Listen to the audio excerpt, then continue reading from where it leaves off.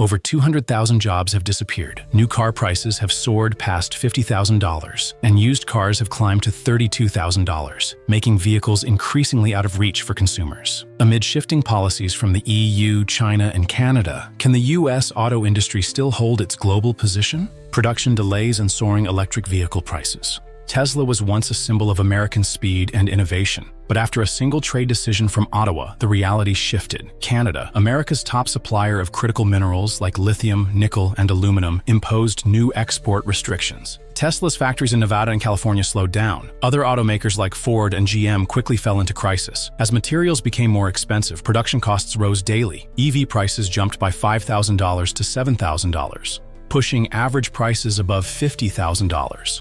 A record high. Used cars? A 2-year-old pickup now sells for more than a new one, simply because it's available. Dealership delays and rising maintenance costs. Production isn't the only issue. Distribution is breaking down too. Dealerships from Ford, GM, and Stellantis report delays stretching from weeks to months. What used to be a 3-day pickup now takes an entire season. At service centers, parts are running short. Oil filters, sensors, even brake fluid are harder to source and more expensive. An oil change that used to cost $50 now exceeds $100. For many Americans, especially in rural or suburban areas who rely on personal vehicles, this is no longer an inconvenience, it's an economic burden. Rising costs of living and spillover effects. The US-Canada trade dispute isn't limited to the auto industry. Gas prices jumped from $3 to over $4 per gallon, partly due to rising transport and production costs. That increase hits everything from grocery deliveries to commutes and household bills. A recent Bloomberg report shows tariffs and supply chain disruptions have pushed car production costs up by 15 to 20%. Consumers are now shouldering that burden. The middle class, once the foundation of the US economy, is being squeezed from every direction. Global impact and long-term consequences. According to a report by the International Energy Agency, if Canada's export ban continues for a full year, the world could lose up to 6.2 million electric vehicles, the equivalent of nearly 4 years of Tesla's output. But this isn't just about numbers. Automakers in Europe, Japan, and South Korea have already secured alternative suppliers outside of North America, something US companies failed to do in time.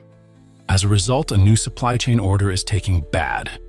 A domino effect across the US economy. With the auto industry accounting for nearly 3% of US GDP, its breakdown sends ripple effects across the broader economy. In small towns across Ohio, Michigan, and Tennessee, where tens of thousands rely on parts factories for work, layoff notices are becoming more common. Local diners, repair shops, and laundromats, businesses that depend on factory workers, are also shutting down one by one. On a national scale, financial institutions are reassessing the risk level of American manufacturing, causing interest rates on industrial loans to rise, slowing expansion plans for factories.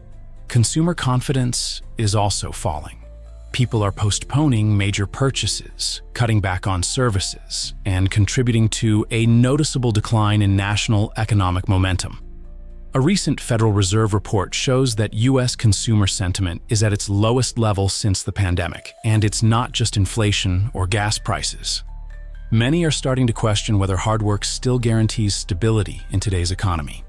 This is not over yet. What began as a tariff war on paper has snowballed into a storm, slowing production, raising prices, and pushing American consumers into a defensive position. If Canada hasn't played its energy card yet, and if global supply chains don't find a way out, then the question isn't when will this end?